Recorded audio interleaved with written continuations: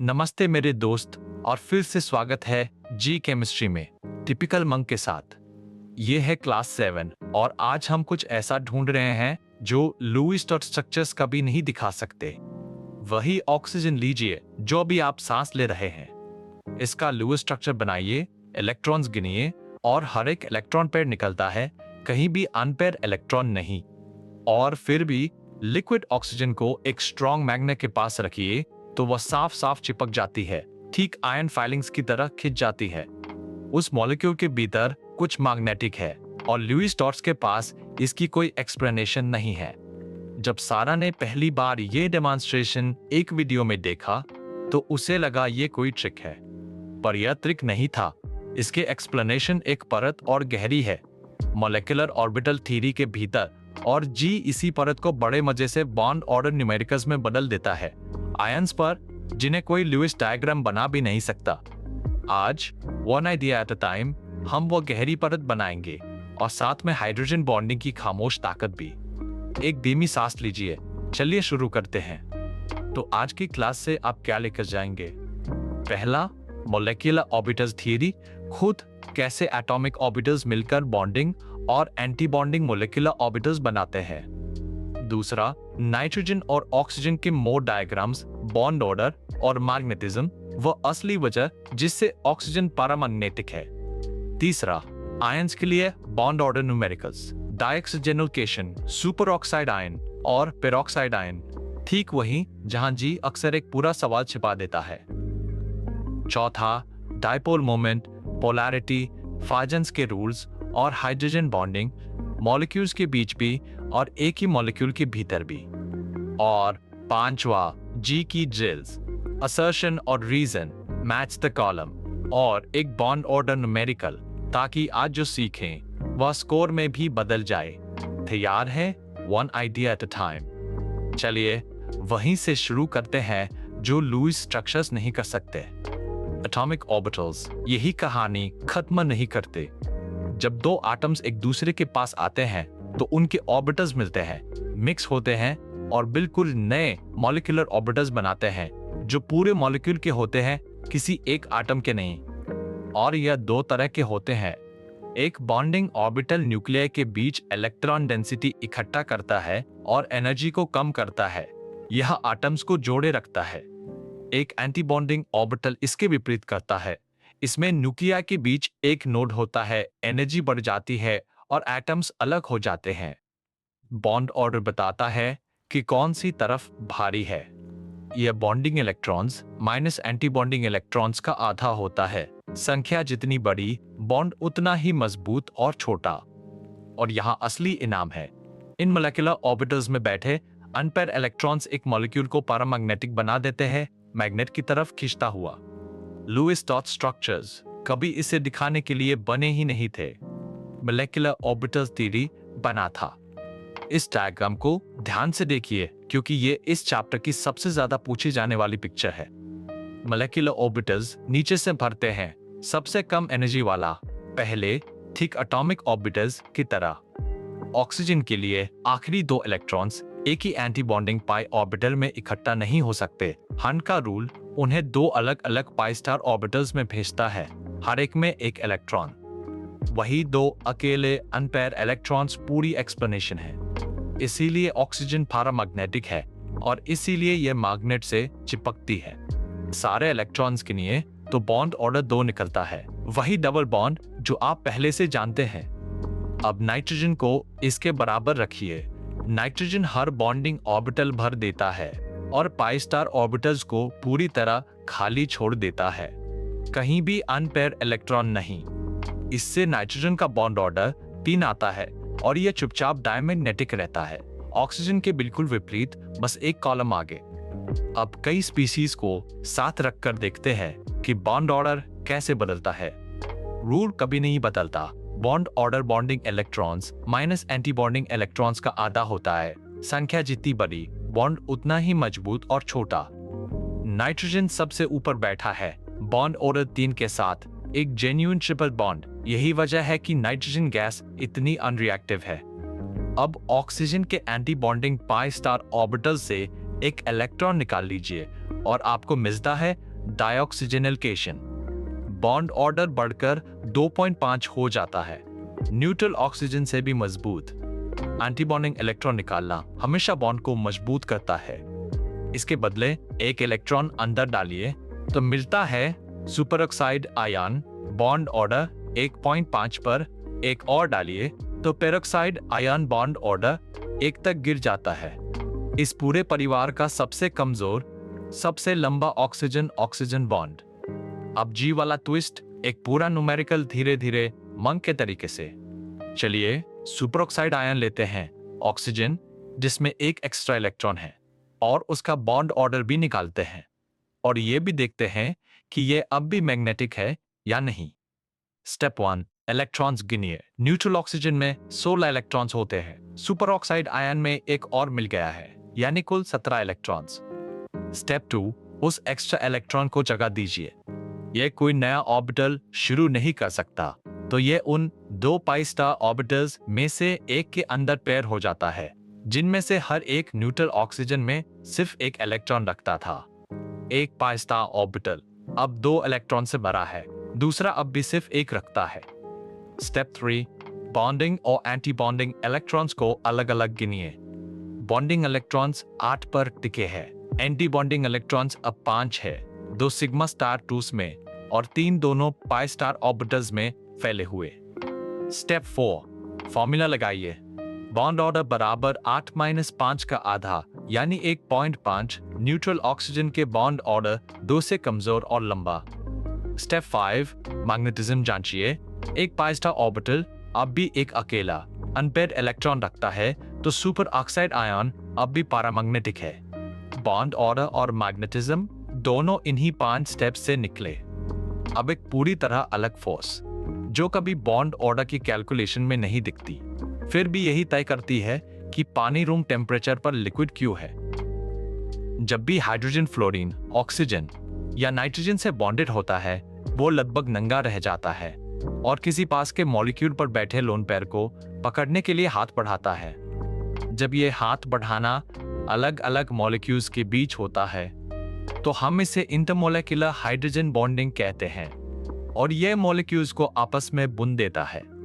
यही असली वजह है कि वाटर, हाइड्रोजन फ्लोराइड और अमोनिया अपने मोलिकुलर मास के मुकाबले कहीं ज्यादा गर्म होकर उबलते हैं। लेकिन कभी कभी ये हाथ बढ़ाना एक ही मॉलिक्यूल के भीतर होता है। ऑर्थो नाइट्रोफेनॉल अपने हाइड्रोक्सिल हाइड्रोजन को सीधे अपने ही पास बैठे नाइट्रो ग्रुप पर मोड़ लेता है। एक इंटरमोलिकुलर हाइड्रोजन बॉन्ड एक मॉलिक्यूल के भीतर बन, और यही ऑर्थो नाइट्रोफेनॉल को हैरानी से वॉलेटाइल बना देता है। पारा नाइट्रोफेनॉल इस तरह मुड़ नहीं सकता, उसका नाइट्रो ग्रुप रिंग के आर पार बहुत दूर बैठा है, इसलिए इसके हाइड्रोजन बॉन्ड्स सिर्फ अलग अलग मॉलिक्यूल्स के बीच बनते हैं और यही इसे अपने ऑर्थो ट्विन से कहीं कम वॉलेटाइल लगता है। अब सीधे बैठिए, ये 5 लाइंस वही है जो जी सच में पूछता है साल दर साल। एक ऑक्सीजन पैरामैग्नेटिक है क्योंकि ये अपने पाई स्टार ऑर्बिटल्स में 2 अनपेयर इलेक्ट्रॉन्स रखता है।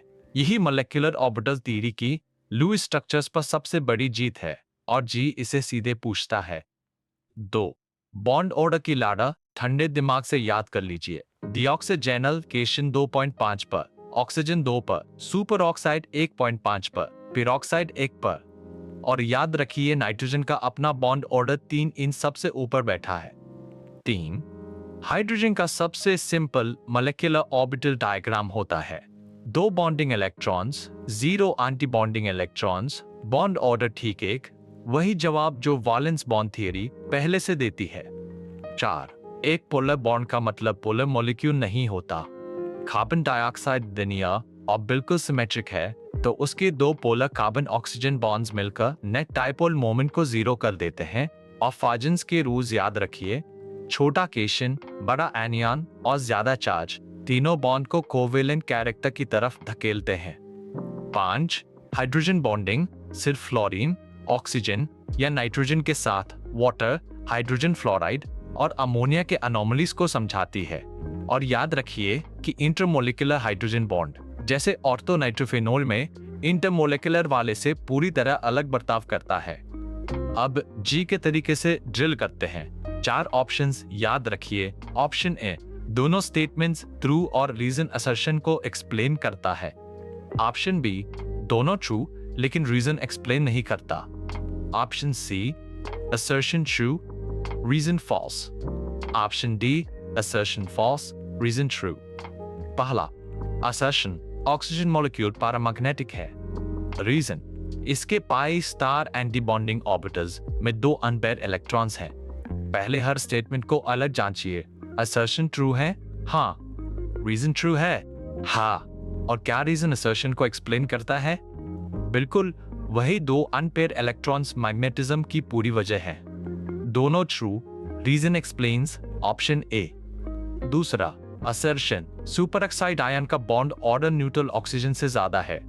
रीजन, सुपर ऑक्साइड आयन में ऑक्सीजन से एक एक्स्ट्रा इलेक्ट्रॉन है जो एक एंटी बॉन्डिंग ऑर्बिटल में बैठा है। पहले रीजन जांचिए, ट्रू, वह एक्स्ट्रा इलेक्ट्रॉन सच में एक pi star anti bonding orbital में बैठा है।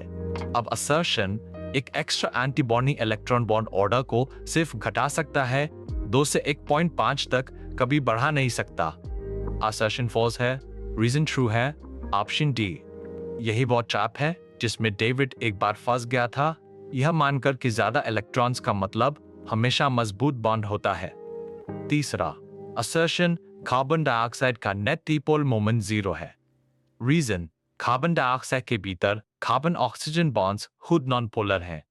पहले रीजन जांचिए, फॉल्स, कार्बन और ऑक्सीजन की इलेक्ट्रोनेगेटिविटी अलग होती है, तो हर कार्बन ऑक्सीजन बॉन्ड सच में पोलर है। अब असर्शन, ये फिर भी ट्रू है क्योंकि कार्बन डाइऑक्साइड लिनियर है और 2 बराबर विपरीत बॉन्ड डाइपोल्स पूरी तरह कैंसल हो जाते हैं। Assertion true, reason false, option C. Polar bonds फिर भी नॉन पोलर मॉलिक्यूल, सिर्फ सिमेट्री की वजह से।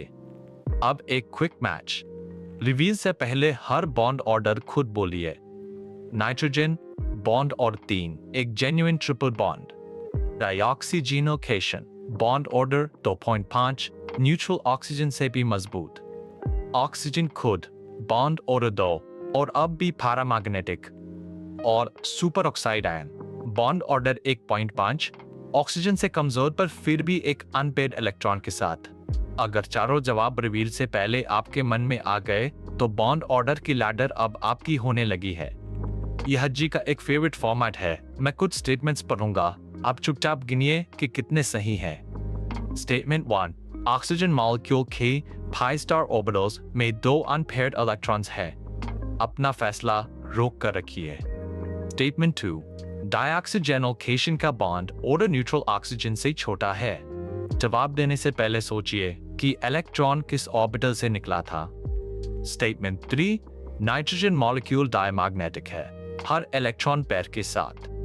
तो कितने सही है 2 स्टेटमेंट्स, पहला और तीसरा। ऑक्सीजन सच में 2 अनपेयर्ड इलेक्ट्रॉन्स रखता है और नाइट्रोजन सच में डायमैग्नेटिक है, सब कुछ पेयर के साथ। लेकिन दूसरा गिर जाता है। एंटी बॉन्डिंग ऑर्बिटल से इलेक्ट्रॉन निकालना बॉन्ड ऑर्डर को बढ़ाता है, तो डाइऑक्सीजेनेशन का बॉन्ड ऑर्डर 2.5 असल में ऑक्सीजन के 2 से बड़ा है, छोटा नहीं। अब मैं आपके कुछ मार्क्स बचा लेता हूं। 2 मिथ्स जो इस चैप्टर में हर साल स्टूडेंट्स को फंसाती हैं। मिथ 1, किसी मॉलिक्यूल से इलेक्ट्रॉन निकालना हमेशा उसके बॉन्ड को कमजोर करता है। कितना नेचुरल लगता है, कम इलेक्ट्रॉन्स, कमजोर बॉन्ड, है ना? लेकिन सच यह है, यह पूरी तरह इस पर डिपेंड करता है कि इलेक्ट्रॉन किस ऑर्बिटल से निकला। अगर वो एक एंटी बॉन्डिंग ऑर्बिटल से निकला हो तो बॉन्ड मजबूत होता है, कमजोर नहीं। डाइऑक्सीजेनेशन बॉन्ड ऑर्डर 2.5 के साथ। इसका सबूत है न्यूट्रल ऑक्सीजन के बॉन्ड ऑर्डर 2 को हराते हुए। मिथ 2, पोलर बॉन्ड से बना मॉलिक्यूल खुद भी पोलर होना चाहिए। सच ये है, सिमेट्री इसे पूरी तरह कैंसल कर सकती है। कार्बन डाइऑक्साइड लिनियर है, इसके 2 कार्बन ऑक्सीजन बॉन्ड डाइपोल्स बिल्कुल विपरीत दिशाओं में इशारा करते हैं और वे पूरी तरह कैंसिल हो जाते हैं। नेट डाइपोल मोमेंट 0 छोड़ते हुए, भले ही हर अलग बॉन्ड पोलर हो। अब खुद को परखने का समय, रैपिड फायर, और आज सब कुछ बॉन्ड ऑर्डर है। रिवील से पहले मन में जवाब दीजिए और संख्या को खुद को बोलिए। ना पेन ना पेपर, सिर्फ आज की लैडर। क्वेश्चन 1, नाइट्रोजन का बॉन्ड ऑर्डर क्या है? 3, एक genuine triple bond. Question 2, oxygen असल में पैरामैग्नेटिक क्यों है? क्योंकि ये अपने पाई स्टार ऑर्बिटल्स में 2 अनपेयर इलेक्ट्रॉन्स रखता है। क्वेश्चन 3, डाइऑक्सीजनेशन का बॉन्ड ऑर्डर क्या है? 2.5। क्वेश्चन 4, सुपर ऑक्साइड आयन का बॉन्ड ऑर्डर क्या है? 1.5। क्वेश्चन 5, कार्बन डाइऑक्साइड का नेट डिपोल मोमेंट क्या है? 0। इसकी सिमेट्री 2 पोलर बॉन्ड्स को पूरी तरह कैंसिल कर देती है। चलिए पूरी क्लास को एक धीमी सांस में समेटते हैं। एटॉमिक ऑर्बिटल्स आयल्सा मेथड के जरिए मिलकर बॉन्डिंग और एंटी बॉन्डिंग मोलेक्युलर ऑर्बिटल्स बनाते हैं। बॉन्ड और bonding electrons minus anti bonding electrons का आधा होता है। जितना बड़ा उतना मजबूत और छोटा। ऑक्सीजन पैरामैग्नेटिक है, अपने पाई स्टार ऑर्बिटल्स में 2 अनपेयर इलेक्ट्रॉन्स के साथ। नाइट्रोजन का बॉन्ड ऑर्डर 3 है और ये डायमैग्नेटिक रहता है। एंटी बॉन्डिंग ऑर्बिटल्स में इलेक्ट्रॉन्स का आना जाना पूरी लैडर हिला देता है। डीऑक्सीजनेशन 2.5 पर, ऑक्सीजन 2 पर, सुपर ऑक्साइड 1.5 पर, पेरोक्साइड 1 पर। एक पोलर बॉन्ड पोलर मॉलिक्यूल की गारंटी नहीं देता। सिमेट्री इसे कैंसिल कर सकती है, जैसे कार्बन डाइऑक्साइड में। और हाइड्रोजन बॉन्डिंग सिर्फ फ्लोरीन, ऑक्सीजन या नाइट्रोजन के साथ वाटर, हाइड्रोजन फ्लोराइड और अमोनिया के अनोमली समझाती है। और अगली क्लास हम थर्मोडायनामिक्स की तरफ पढ़ेंगे। पहला लॉ एंथैल्पी और हेस का लॉ, इसे मिस मत कीजिएगा। तो मेरे दोस्त, आज आप ल्यूइस स्टोट्स से एक परत और गहरे उतर गए हैं। ऑक्सीजन की खामोश मैग्नेटिज्म, नाइट्रोजन का जिद्दी ट्रिपल बॉन्ड, आयंस की पूरी बॉन्ड ऑर्डर लैडर जिसे कोई सिंपल डायग्राम बना नहीं सकता, और एक हाइड्रोजन बॉन्ड की छिपी हुई ताकत, ये सब अब आपका है। सैरा, डेविड, लीसा और जॉन सभी ठीक वहीं खड़े थे जहां आप अभी हैं, उसी डायग्राम को घूरते हुए, और ये हर एक के लिए क्लिक हो गया। आज रात अपने साथ धैर्य रखिए। ऑक्सीजन वाले डायग्राम को एक बार और धीरे से चल कर देखिए। 1 आइडिया एट अ टाइम। आप चीज जरूर क्रैक करेंगे, इसका मुझे पूरा विश्वास है। अगर इस क्लास से आपको स्पष्टता मिली हो तो चैनल को सब्सक्राइब कर लीजिए ताकि अगली क्लास आप तक खुद पहुंच जाए। तब तक चलते रहिए, मिलते हैं थर्मोडायनेमिक्स के भीतर।